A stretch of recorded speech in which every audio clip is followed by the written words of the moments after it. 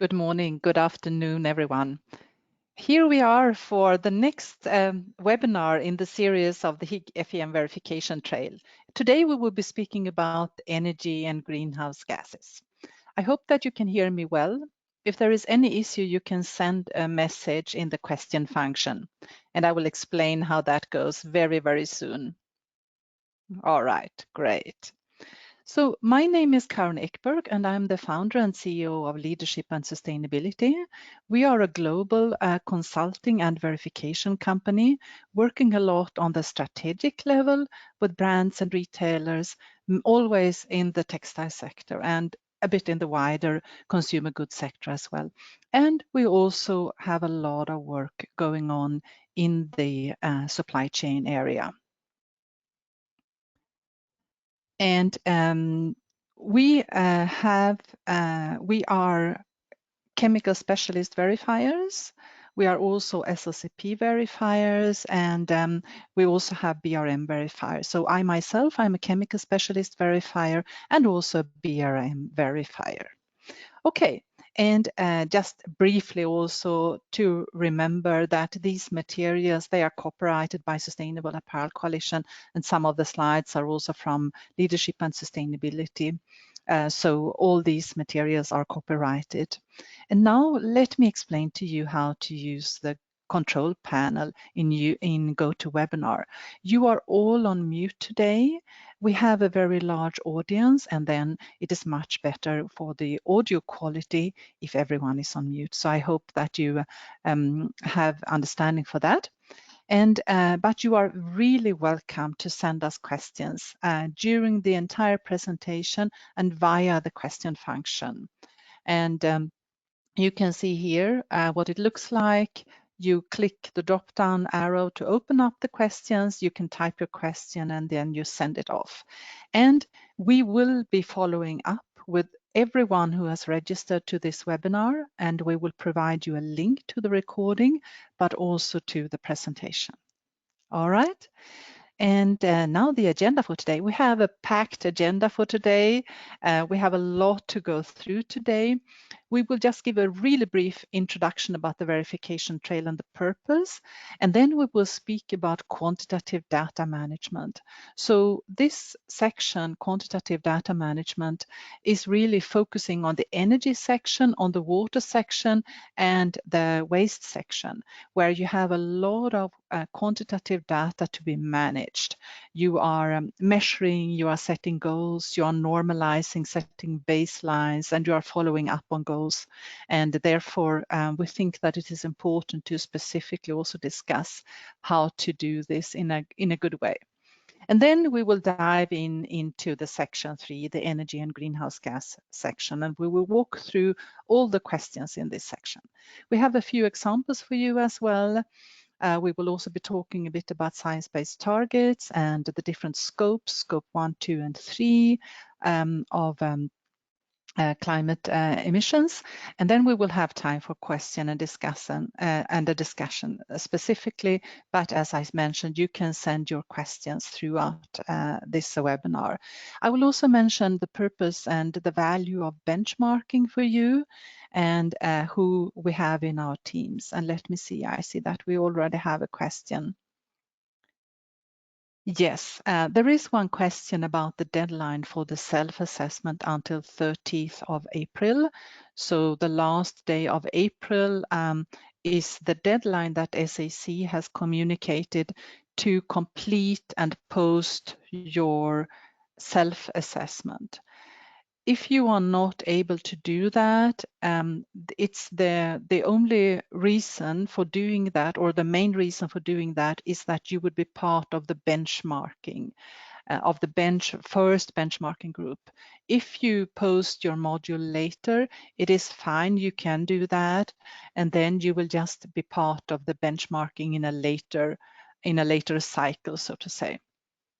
So you have more time, but you may also have your brands, your buyers who are asking you to post by April 30th, or perhaps even at another time. So then, of course, you need to follow that in that case. All right, I hope that responds to your question.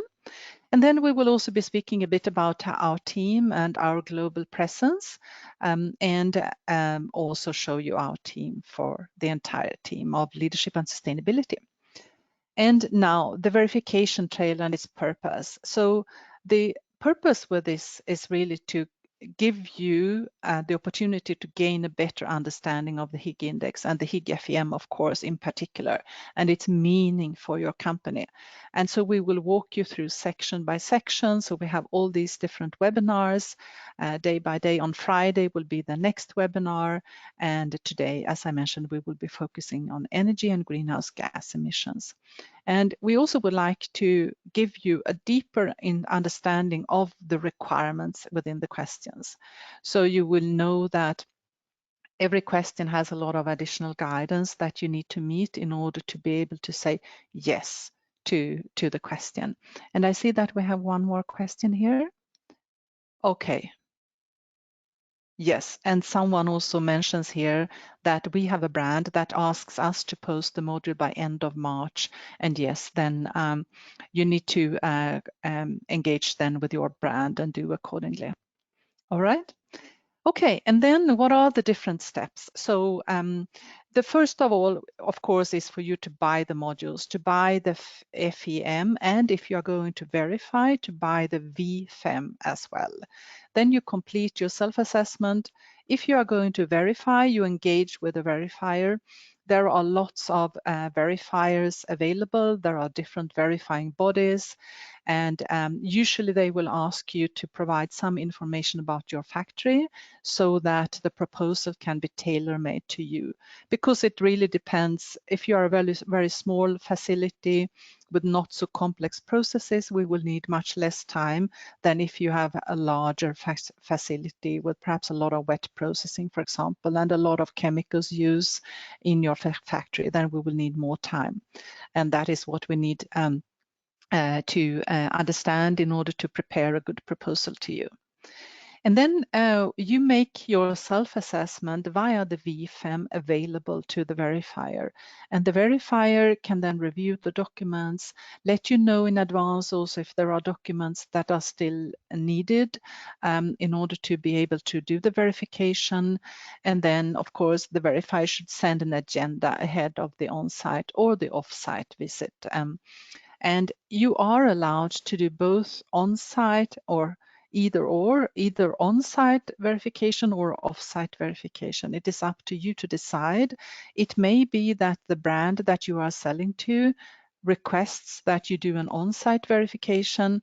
It may also be that you still have travel restrictions and that you therefore need to do an off-site verification. What is important is that if you do an off-site verification, you cannot publicly report on your results. That you can only do if you have an on-site verification. You can, of course, report on the platform. You can post your verified module on the platform, and you can share your module with all your partners on the Higg platform. That is still allowed, of course. Yes, and then finally, we will have the reporting and posting the results on higg.org. And remember, after the verification, it's important that you review all the results. If there are anything that needs to be corrected, you need to send back your module to the verifier. But after it is all complete from your perspective, then you need to finalize the verification and post your verified module. So there are 2 steps you need to do. And the very last deadline to post your verified module is end of December 2022, so the 31st of December. But please don't wait until that day. If you have any technical problem on that day, then it is too late to change. So in January, it's just too late. Also, what you need to remember is if you need to buy a module, you need to do that before the end of October. So after end of October, you cannot buy any modules for 2021 anymore. Yes, and then some general advice for those of you who are perhaps new to the Higg FEM. Make sure that you have one person who is responsible to coordinate the entire process of completing the self-assessment. So you may have a team who works on this. Perhaps someone is working on the chemical section, someone else on the wastewater section, but you need someone who coordinates the entire process for you. And then please read the How to Higg guidance and also the verification preparation guidance in the cases where you are going to verify, because the How to Higg guidance is very, very rich on information, has a lot of good tips, a lot of good examples, and also explains in a lot of detail what you need to do in order to be able to respond yes to a certain question. And this is what the verifier will check with you. And the verifier is, of course, also strictly held by Sumera to make sure that we follow the instructions accordingly. And then so respond accurately to the question. So take the time to understand the question and respond to them completely. If you are unsure, please seek advice, go to the How to Higg or ask someone to support you in understanding a question. And then the documentation is really important as well. So for nearly every question needs a document as an evidence for the response to that question. And we as verifiers, it is our task to go through all the documentation that you have. And so the more complete you do it already when you complete the self-assessment, the better. And you can also upload documents to every question. You can upload documents into the portal. You should just not upload any confidential materials. Then targets and baselines is a really important topic, and we will talk much more about that later today. Also be aware of the time needed.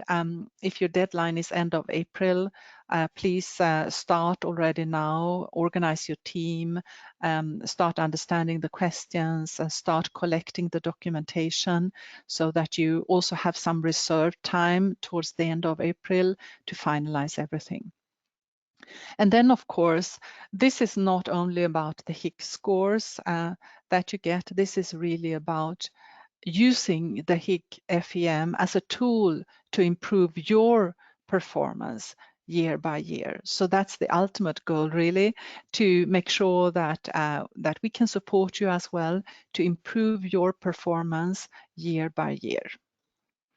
Okay, and here you have the overview of the different sections in the Higg FEM, and we will cover the energy and greenhouse gas section today.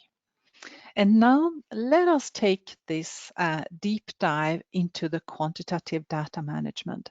And I see that we have a question here. I will have a look. All right, this is a very, very long question. Let me see if I can read it. Yes, I will have to respond to this a bit later so that I can read. It's a very long question here. So let me have a look at that later. All right, good. So let's do the data management.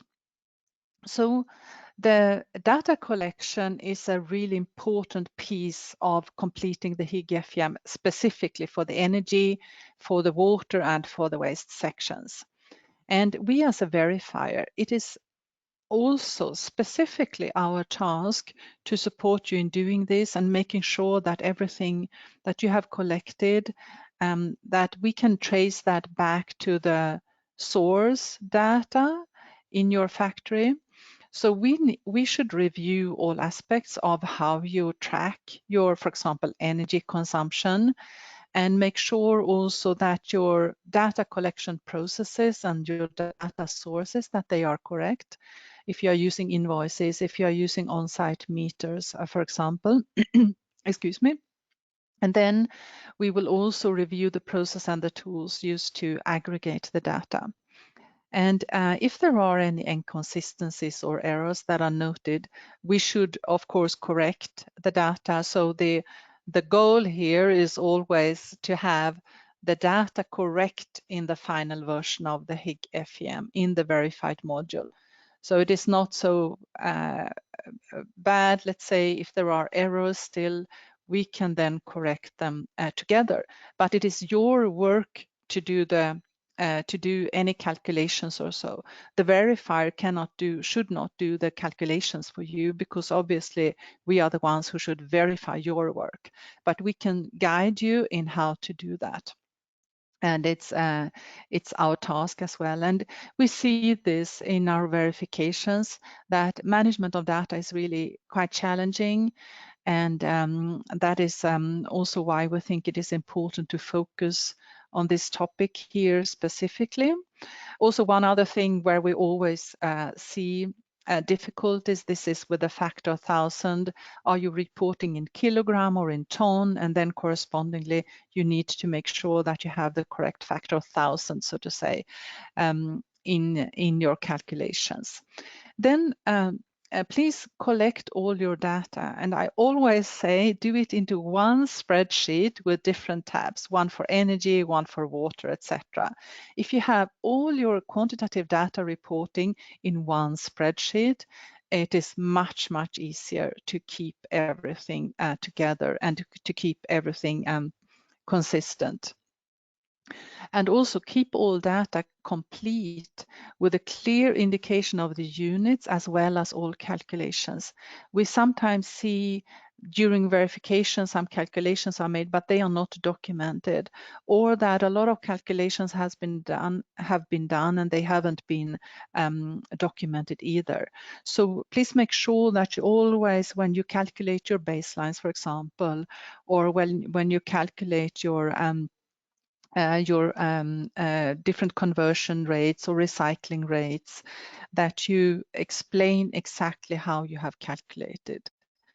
Because most people forget this very soon. In any case, I would do that. I always have to document exactly what I'm doing so that I know when I come back 1 year later and want to do the same calculations again, that I know exactly how to do it.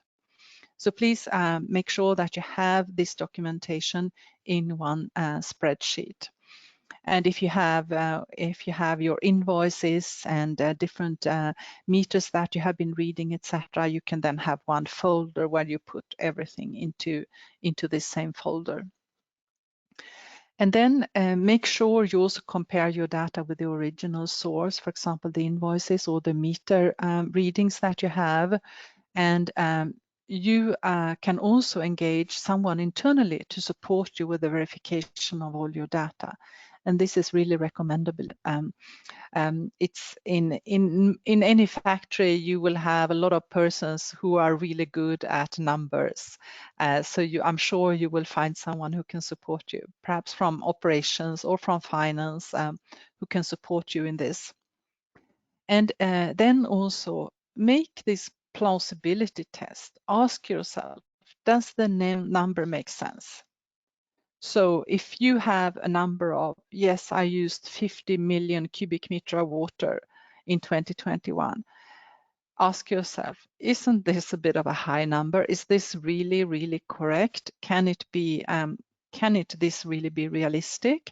And if you are unsure, you can do some benchmarking, test in or Google and find some comparison values and then compare with your own manufacturing to make sure that you really have your data. And you also need to think about the data you put in here. Once it's closed, once you have finalized and posted your verified module, you cannot go back and change any of the data.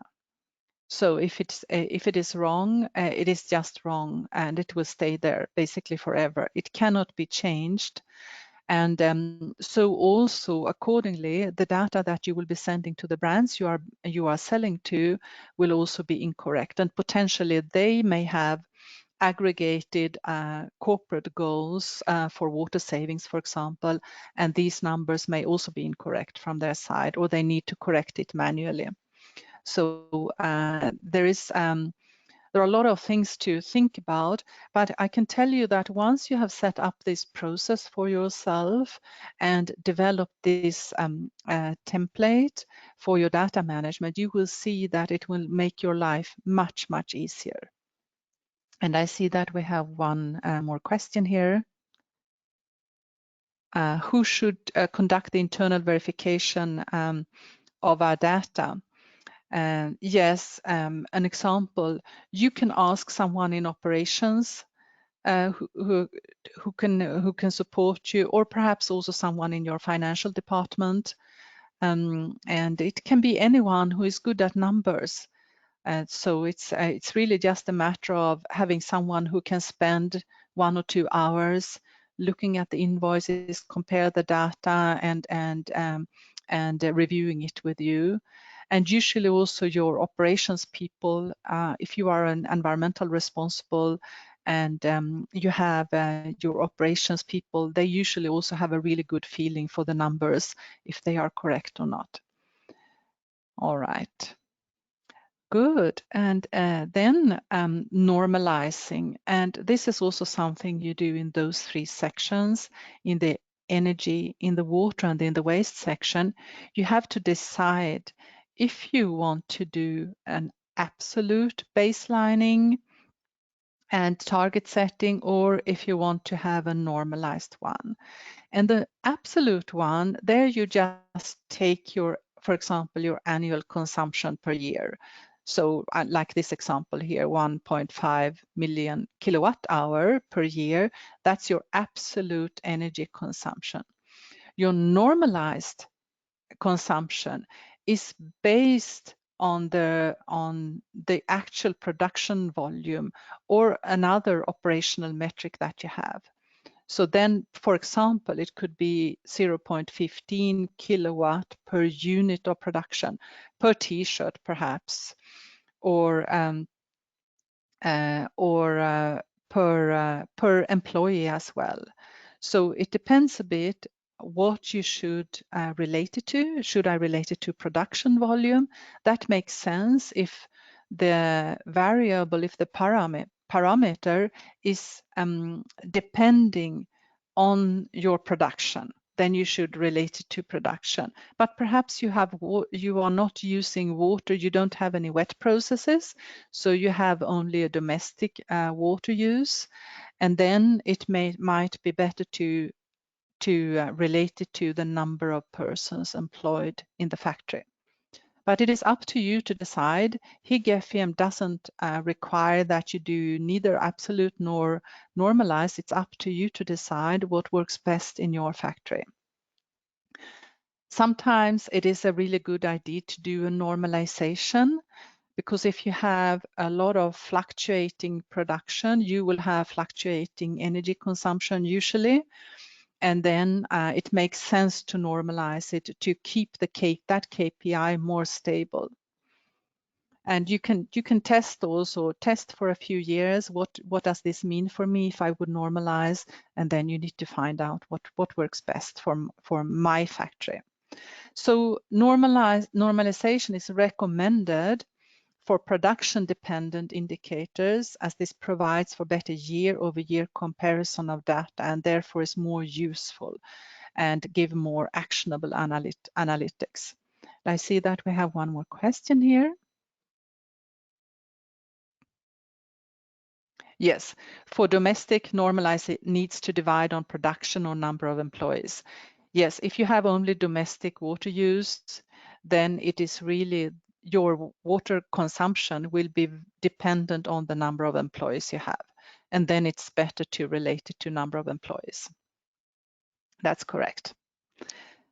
All right, and then as I mentioned, please keep all your calculations, also your normalization calculations or your statements about using absolute baselines and target setting in one spreadsheet. That will make it much easier for you. All right, now I want to give you one example of a normalized baseline. And we have in this case, we have in 2020, the total electricity consumption in this facility was 1 million kilowatt hour. And then you divide by the chosen variable for that same time period. So garments per year, square meters of fabric per year, for example. And in this case, we had the amount shipped, the production volume in amount shipped was 500,000 garments. And now what do? You divide 1 million with 500,000. and therefore the normalized baseline electricity usage is 2 kilowatt-hour per garment shipped. So it's a very simple calculation.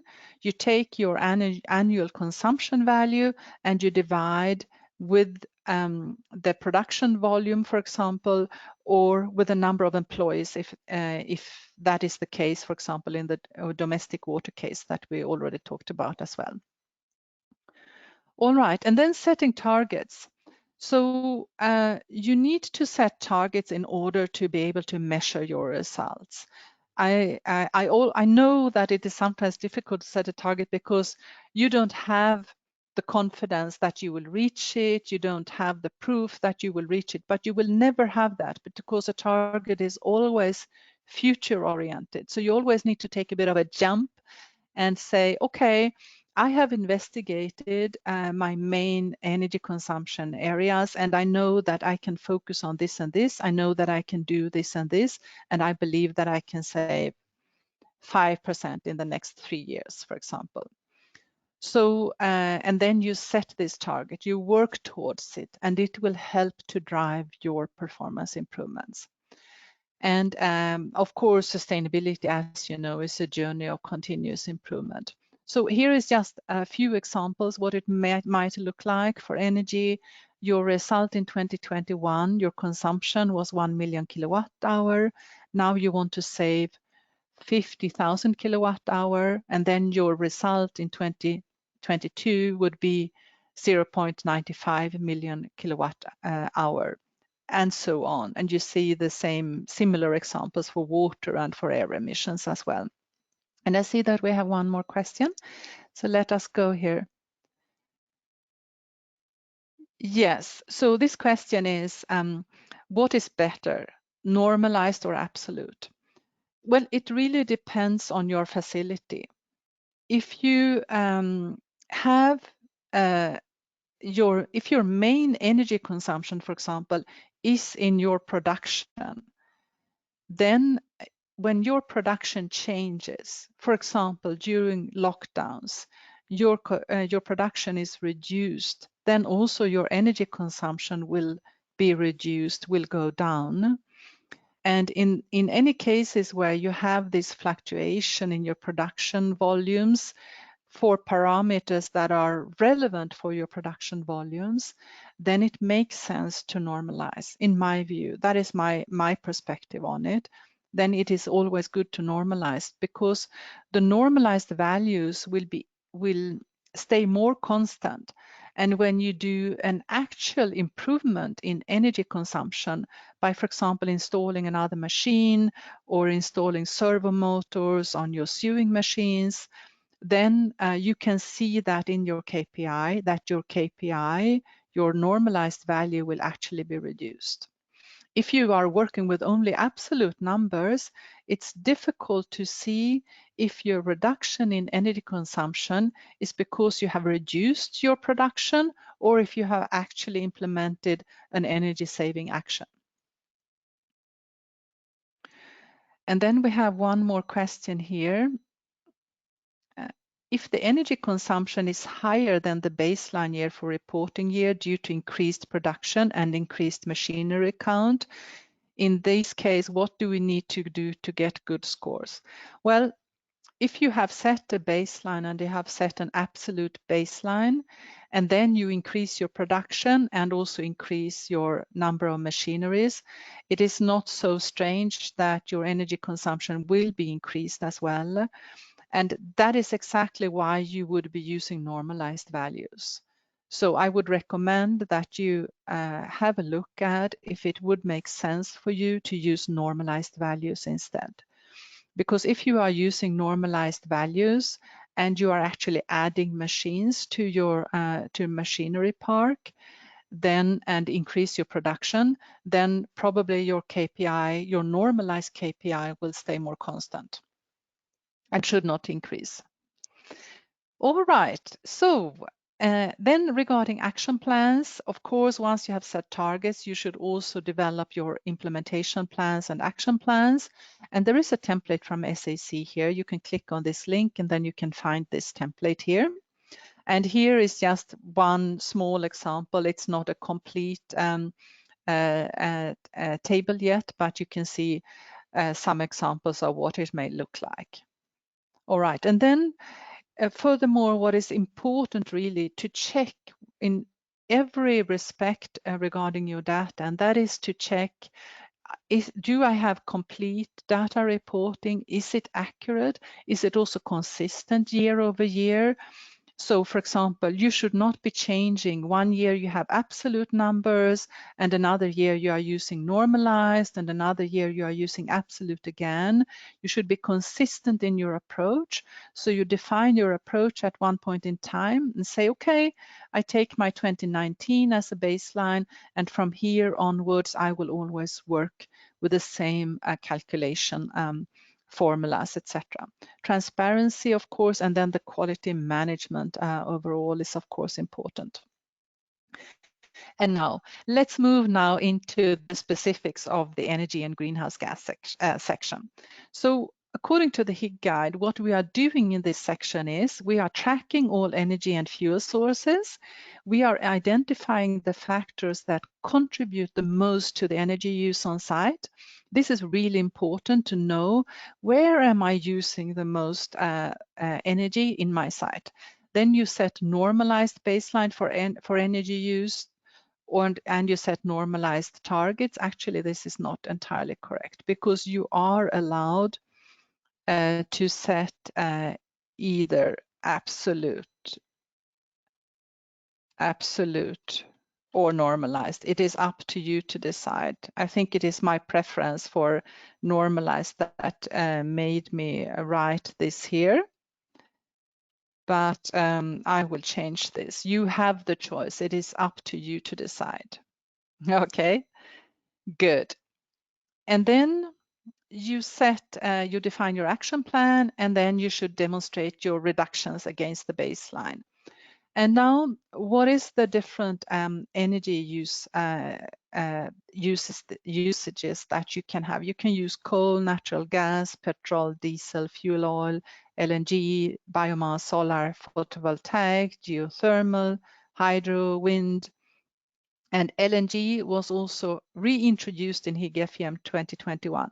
So it had been removed as an energy source, and it has been reintroduced again, because we know that there are still facilities who are using LNG. And then you have, and those are all, they belong to scope 1, because they are used in your factory directly. And then we have, and then we have scope 2, and this can be purchased electricity, it can be also purchased chilled water, it can be purchased steam, and it is all allocated into scope 2 according to the greenhouse gas protocol. And I see that we have one more question here. Yes, this is a bit of a tricky question. For diesel consumption, for our case, we use diesel both for generator and car. So should we divide the baseline for car, generator, garment shipped, or just set one normalized baseline for diesel garment shipped? Yes, I would check where do you have the highest consumption? And then I would, and perhaps it's the generator, and then it makes more sense to do it according to garment shipped and for the generator. We have another question here. What about if the facility is consuming its electricity 100% IREC certified renewable energy? Regarding the energy module, I have two questions. One, choosing the energy sources that the facility consumes. So if we are purchasing certified renewable energy, should we choose both electricity and purchased renewables, or just purchased renewables? Because if the electricity is not chosen, since the system assumes that electricity is not used, it does not open any section related to it naturally. If electricity is not selected and only purchased renewable energy selected, in the following questions, it looks like as if electricity is not tracked. The base year for it has not been determined. Yeah. The first question, this is also a bit tricky. It should actually be renewable energy, but you should be able to report accordingly in the tool. So it should not matter that you have not, that it looks as if electricity is not tracked, because you have it tracked via renewable energy. But if there is any issue with this, please reach out to me separately and we can have a look into this. I know that there have been quite a lot of discussions about this, also with Sumera. And then the second question, as the facility is consuming 100% of its electricity from renewable energy sources, how can I determine a target for renewable energy consumption? Yes, you can only select a target to reduce your total consumption. And we will be talking about this a bit later, but actually, if you are using even if you are using renewable energy, you are still using energy, and it would be better to reduce your total energy consumption.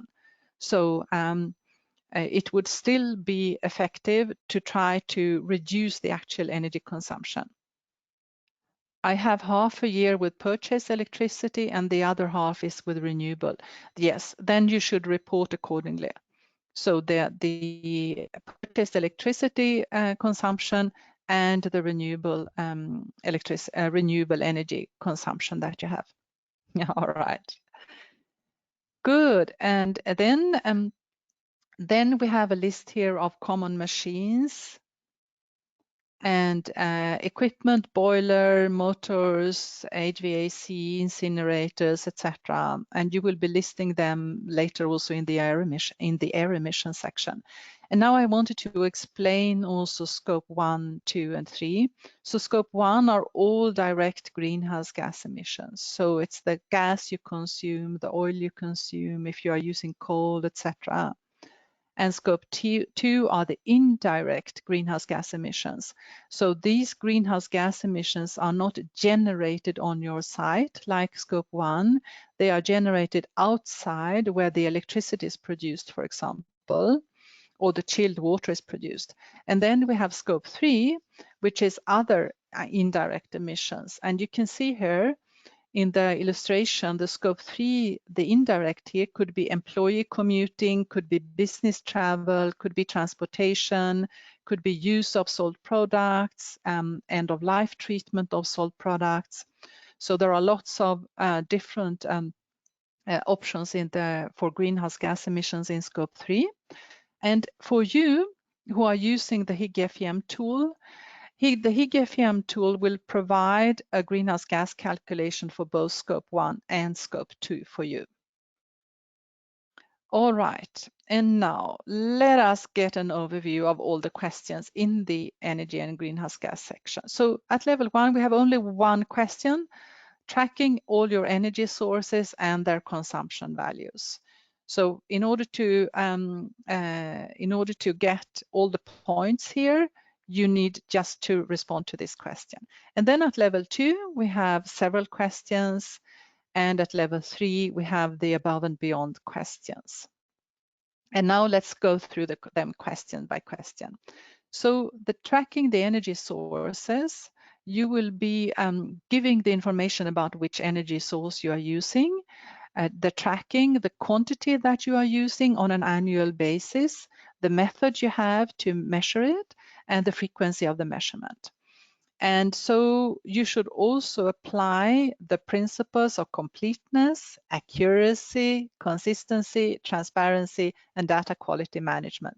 And you remember those principles from the data quality management section that we had as well. And these principles, they come originally from the Greenhouse Gas Protocol. And then for the data quality checks, we also have some do's and don'ts from SAC here. Review the source data. So make sure that you compare the data you have in your Excel tracking sheets with the meter readings that you have and or the invoices, whatever source data you are using. And then compare the current year with historical data as well. ensure the most recent and updated versions of the data tracking spreadsheets are being used. Sometimes during verifications, we are working with facilities who may have different spreadsheets. So they have made one table at one time, and then they have done another at another time, and then it's not clear which version is really the most updated version. So please keep everything in one table. And you can always, I always do that. I always change the date and the version number in my file names, so that I always know. I might have version 137 for a certain document, but at least then I know. And then with the date together, I always know which is the latest version of the document. And then please also ensure that the proper units are reported, and review any assumption you have made as well. And do not report data that is not accurate, and do not report estimated data if it's not supported by verifiable and reasonable accurate estimation. All right, so the verifier, it is again, we are asked by SAC to really focus on the data management during the verification to support you in providing the best numbers. But of course, we cannot do the magic for you. The hard work needs to be done by you in the facility with sorting out all your numbers. And then we will be checking the initial data collection processes, the data sources, the process and the tools used to aggregate the data. And of course, we will correct together with you anything that needs to be corrected. And also as a reminder, when I verify, I always show my screen to the facility so that they can follow everything that I change in the module, and that there will be no surprises. And so we can discuss during the specific question, we can discuss any concerns or questions that you at the facility might have. And then the number 2 question is, has your facility set baselines for energy use? And this is now where you need to decide, am I going to work with absolute or with normalized values? And so it looks like this. You get a pre-populated table with all the energy sources that you have selected. And then for all of them individually, you will respond, have you set a baseline for this source? Is it absolute or normalized? What is the baseline quantity? Enter the baseline year, the unit of measure, and then please always explain also how your baseline was calculated. Because also it is still the unit of measure is still only the absolute numbers. Unfortunately, it has not been possible to revise this in the Higg portal. So there are no normalized units of measures in the drop-down box here. There are only absolute units of measures. But don't let that stop you. If it is kilowatt hour per number of t-shirts, for example, that you want to report, then choose kilowatt hour, and then you explain here how was it calculated. And was the baseline verified? This is now relating to your internal verification. So this is not for the verifier to say, okay, I verified this and then I will respond yes here. This is really for your internal verification process. And then we have the same example that we looked at previously. We have a 1 million kilowatt hour consumed. We have 500,000 garments, and in order to normalize, we divide the 1 million with 500,000, and the result, it's 2 kilowatt hour per garment. And you can use this very simple formula for any normalization work you do. Let's say you have water and you have the number of employees.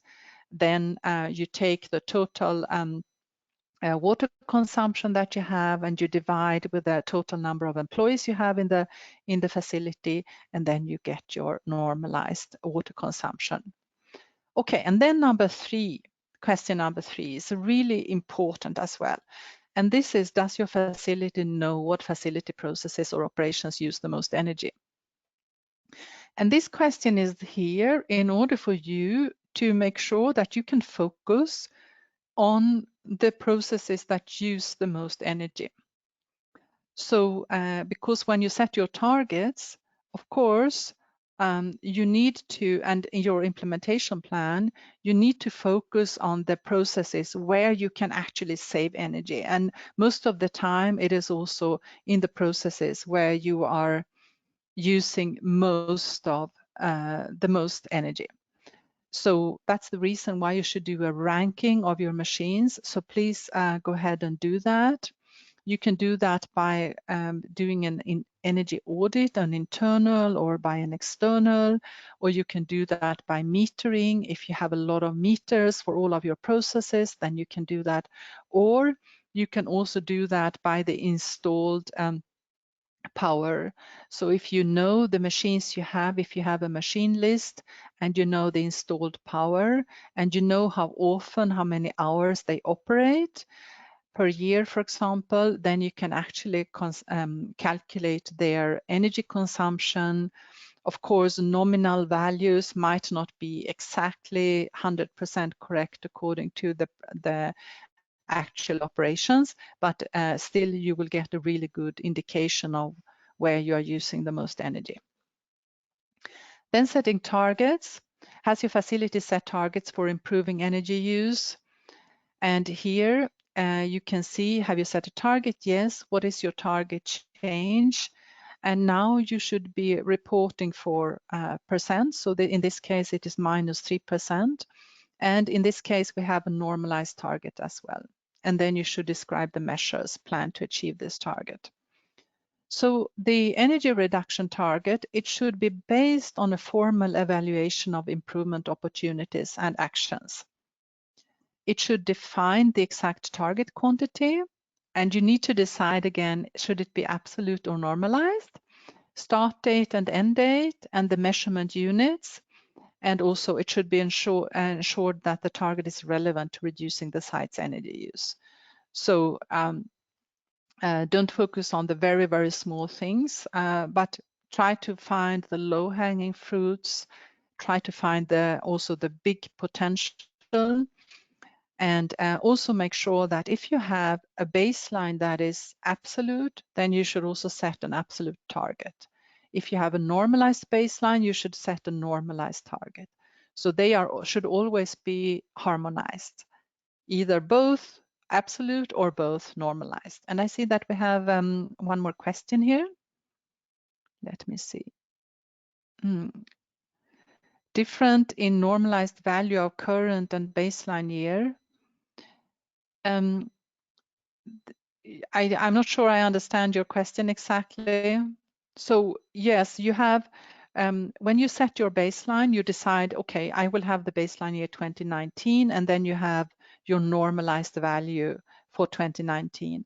Now in the reporting year, in this case for 2021, you have the normalized value for your current year, and then you compare them. So is your normalized value today for 2021 lower, smaller than my baseline, but then the value in my baseline year, then I have actually been reducing and have been saving.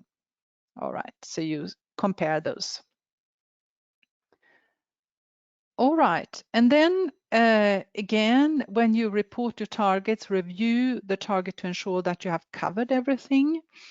Make sure that you enter the targeted reduction or improvement as a percentage, and select the appropriate target type in the FEM, absolute or normalized.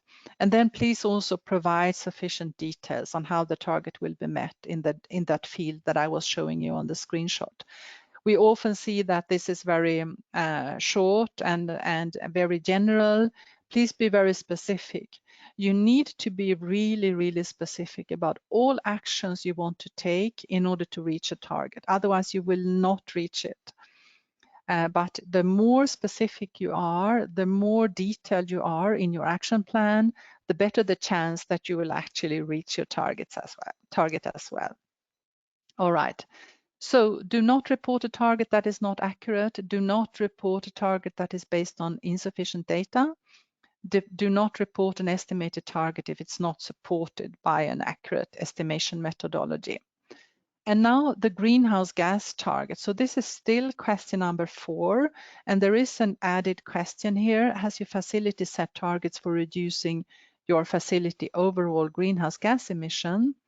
And you can then, if you have that, you can enter it here. And you can also use the calculated values that the tool itself helps you to calculate. This question here is not scored, but it's still included and is important, of course. Okay, one a bit complex question here. Hello, for electricity, it's a contribution of 3 factors: wind, solar, and purchased electricity, with a contribution percentage of 40, 40, 20. How can I fix the baseline and target, whether I can fix as total or separately? Yes, I think it should be possible to fix them as separate, because you will have 3 separate entries in your table, because you have 3 different energy sources. And you will mark them up accordingly in the table to add the consumption value and then your baselines. You should have 3 entries, and therefore you can do it separately. All right, and the implementation plan, I have already talked quite a lot about the implementation plan. You see here a screenshot, and you can access the template down here. So please spend the time and develop a really good implementation plan, and also make sure that you follow up on the implementation plan, I would say on a monthly basis. That's a good frequency to do it. Don't do it only once a year, because then also it will be really difficult. If you have already missed the target, how will you be able to change it?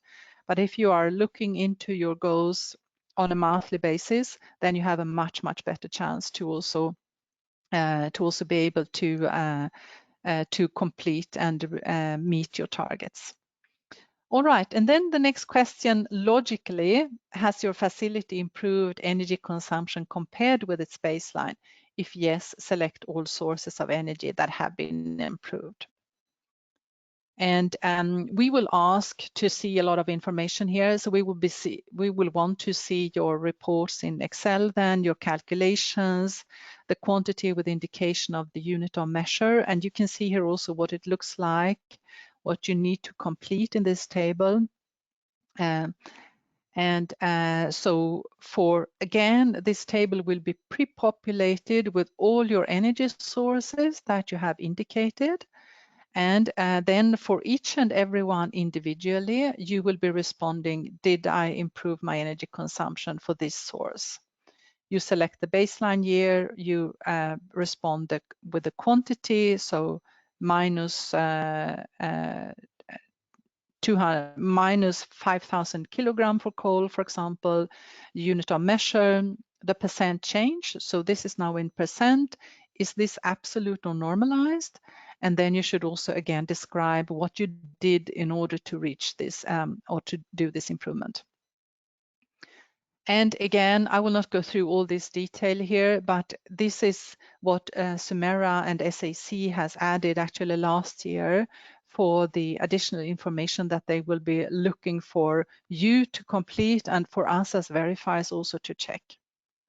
So make sure that you read through that information as well. I will not go through this in detail. It repeats itself a bit throughout the Higg FEM as well. And then how it will be verified, we will review all supporting evidence, and we will check the implemented changes or actions. And of course, if anything needs to be revised, we will do that as well. And now the next question, number 7, and this is also an unscored question. Were your facilities annual scope 3 greenhouse gas emissions calculated during this reporting year? So this is now not about scope 1 and 2, the scopes that are calculated automatically by the tool.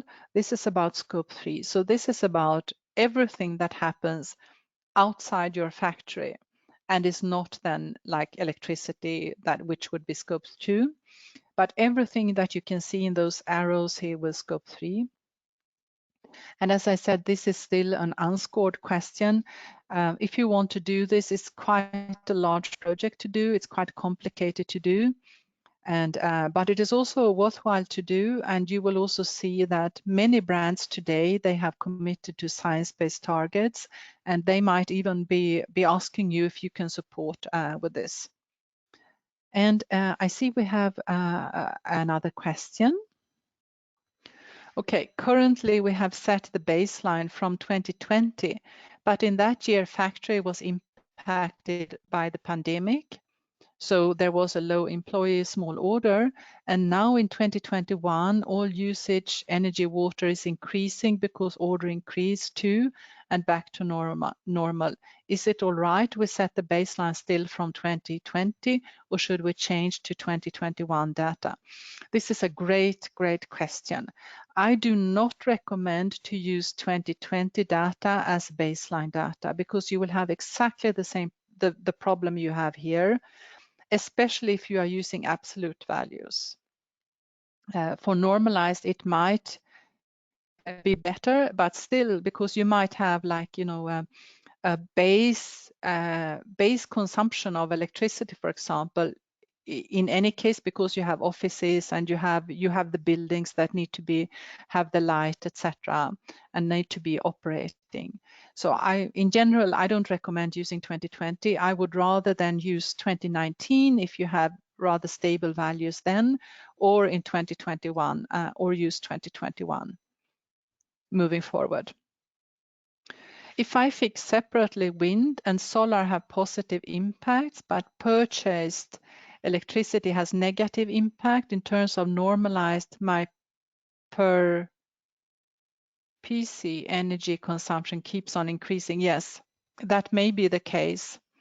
It is tricky, I know that. So, but usually for the purchased electricity, it would still be possible to have actions taking place so that you can reduce your energy consumption or electricity consumption.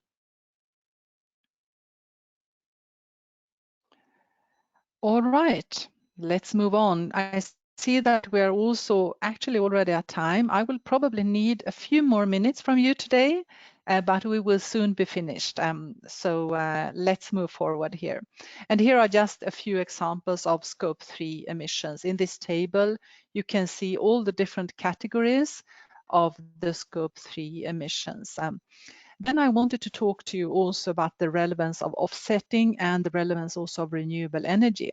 So the avoid is really the first one. And so if we begin here, avoid means avoiding perhaps machines, removing machines completely, avoid energy consumption. And then the next best is to reduce scope 1 and scope 2 energy consumption, and which is then illustrated by this energy efficiency. And then you can begin using more renewable energy sources for scope 1 and 2, and hence further reduce your greenhouse gas emissions. But to start only with renewable energy without having done the homework of reducing your actual energy consumption, you will still be using exactly the same amount of energy. It's renewable, so it's a bit better, but it's still the same amount of energy. So the very best is really to reduce your energy consumption first, and then moving on to renewable energy. And then also you can develop products that use less energy. You can avoid or reduce scope 3 emissions, and you can use more renewable energy sources for scope 3. So this is just some guidance about how you need to think. Please first reduce your actual energy consumption. And then in the end, when you have done all of those things, you can also offset your emissions. But don't start the other way around. Start with the avoiding. And then regarding the science-based targets, and this is also an unscored question. Has your facility set a science-based target according to the Science-Based Target Initiative? And if no, if you respond no, the follow-up question will be, is your facility preparing to set a science-based target according to the Science-Based Target Initiative? And you should upload the documentation that is relevant for you. And also I wanted to note that this question is not scored. And now I will give a few minutes for questions before we close this webinar. So please have some patience. I know that we are now at time, but if there are some final questions from the audience, please feel free to send them. There seem to be no more further questions. Okay, yes, there is. Wait a second. Yes, how to set a science-based target. I would be happy to explain with an example, but this is a very, very deep discussion we would need to have. If you go to our blog on the Leadership and Sustainability website, you can see we have actually held a webinar last year about the Science-Based Target Initiative and how to set targets. It would need a very, very detailed discussion. So it's really difficult to give you an example, but you can go there and look at that webinar. All right. Thank you so much. All right, ladies and gentlemen, and I see one more question here. No, there is no certificate for this training, unfortunately, since this is a public training. We do not provide you with a certificate for this training, but you will receive the PDF of the training and also the recording very soon after we have completed it. Okay. All right, so now the final slides. I also want to make this statement to you. Please spend some time and do some benchmarking. So after April the 30th, when everyone has posted their modules, it will be possible for you to do benchmarking. And you can do it according to a lot of different criteria. You can find the same type of factories that you have to compare yourself with. And I think it is interesting to see always how other factories are doing and how you are doing then in comparison with other factories. And then I also want to show you our team of verifiers. So this is our team. We have lots of verifiers in many different countries today. And so we can do verifications nearly everywhere. For you, if you are interested, you can contact me or you can contact these persons here. In some cases, there is another person behind that name because someone else is taking care of the sales in that specific region. And then here is also the list of the different webinars we have. And you can go to our website, to the blog, and you can find them all, or just wait for this presentation, and then you can go and register for the next webinars as well. So the next webinar is actually about water use on Friday, same time as today. And I see we have more questions. Yes, thank you. It was a thank you. Yes, and if we have a public training related to scope 1, 2, 3 greenhouse gas emission, no, we don't. We have this public webinar that we held, but it is not that detailed about how to do all the calculations.